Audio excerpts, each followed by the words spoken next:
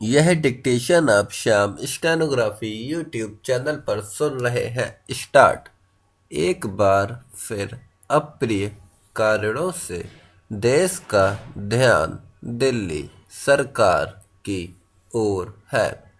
मुख्य सचिव पद पर अधिकारी की तैनाती को लेकर मुख्यमंत्री अरविंद केजरीवाल और उप राज्यपाल नजीब जंग के बीच की कलह जिस तरह अपने चरम पर पहुंच गई है, उससे कुल मिलाकर दिल्ली की जनता के हित ही प्रभावित होंगे, चूंकि मुख्यमंत्री और उप राज्यपाल दोनों ही संविधान और नियम कानून की दुहाई देते हुए अपने अपने फैसले सही ठहरा रहे हैं। इसलिए आम जनता के लिए यह समझना कठिन है कि कौन सही है कौन गलत।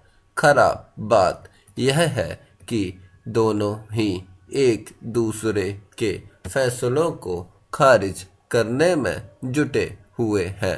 हालांकि मुख्यमंत्री ने राष्ट्रपति से हस्तक्षेप की मांग की है, लेकिन इसमें संदेह है कि उनके स्तर पर कोई स्वीकार्य समाधान निकल सकेगा। आश्चर्य नहीं कि वह इस विवाद में पड़ने से ही इनकार कर दें। इस विवाद की जड़ में मुख्यमंत्री और उप राज्यपाल के बीच तालमेल की कमी के साथ ही संवैधानिक दृष्टि से दिल्ली की स्थिति भी है। चूंकि दिल्ली पूर्ण राज्य नहीं है, इसलिए शासन की कई शक्तियां उप राज्यपाल के पास हैं। अगर दोनों जगह अलग अलग दलों की सरकारें हो और उनमें समन्वय ना हो, तो फिर वैसे ही हालत उत्पन्न होने के आसार बढ़ जाते हैं, जैसे इस समय दिल्ली में उभर आए हैं। इन हालात के पीछे दिल्ली में सत्तारूढ़ आम आदमी पार्टी और केंद्र का शासन संभाले भाजपा में भरोसे की कमी भी नजर आ रही है। भले ही पूर्ण राज्य का दर्जा न होने के चलते दिल्ली के शासन संचालन की शक्तियां उप राज्यपाल के पास हो, लेकिन यहाँ की जनता अपनी समस्याओं के निदान के लिए मुख्यमंत्री की ओर ही निहारती है। यह ठीक नहीं कि भारी बहुमत के चुने गए मुख्यमंत्री को अपने प्रमुख अधिकारियों की तैनाती के लिए उप राज्यपाल का मुंह ताकना पड़ रहा है।